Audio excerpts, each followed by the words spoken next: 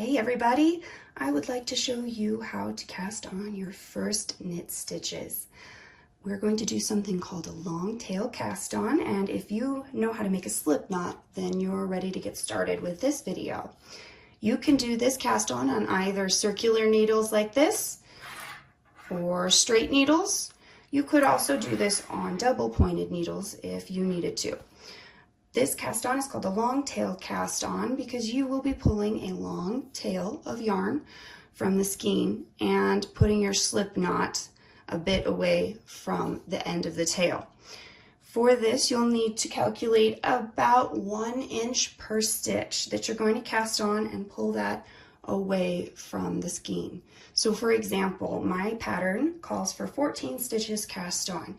So I'll be pulling 14 inches roughly away from the skein and then putting my slip knot at that point. You make your slip knot by wrapping around your hand, pulling through, and you'll end up with a slip knot that pulls from the tail side of the yarn. Take that slip knot and put it onto your needles. We'll be using the circular needles right now, but again, any needles will work for this. Tighten your slip knot onto the needle, but not too tight. You want it to be able to move back and forth, but also be about the same distance around the needle and not loose or saggy like that. So make it kind of tight, but not too tight. And then we'll learn how to hold the yarn for the cast on. You'll keep the knitting needle in your right hand and bring your left hand in to split the two sides of the yarn underneath the slip knot. Put your two fingers, your pointer finger and your thumb, under the slip knot, allowing the working yarn to drape over your pointer finger and the tail side to drape over your thumb. Then bring your hand around, pulling the two ends together and holding them with your pinky and ring finger so that you have enough tension to grab the yarn in our next move. Now that you're holding the yarn correctly, you're going to take the knitting needle and bring the tip down under the very front part of the string that drapes over your thumb. Bring it up to the string that goes to the ball of yarn that's on top of your pointer finger. Grab it from the back to the front and pull it through the loop you've created that's on your thumb. Gently slip your thumb out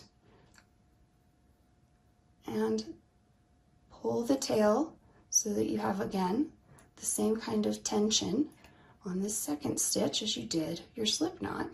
And now you have cast on your very first knit stitch. In your pattern, this will be 2 cast on stitches, as your slip knot always counts as the first cast on stitch. So again, let's try one more time.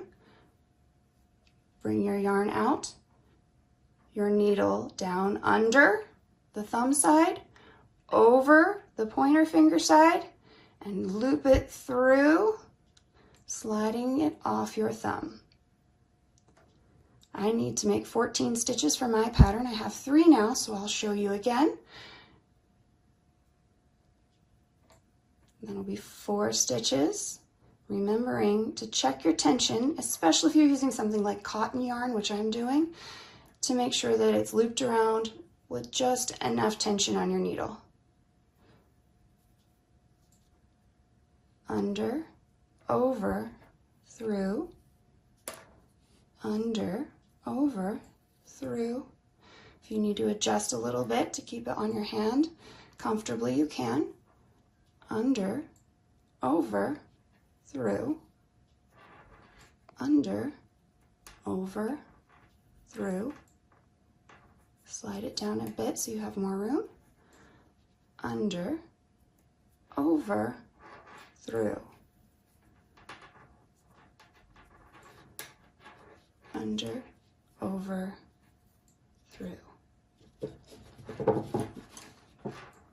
And once you've gotten all your stitches on your needles the way that your pattern calls for, you will be ready to turn your work and get started with knitting your very first row. I hope this helped you and you have a wonderful day.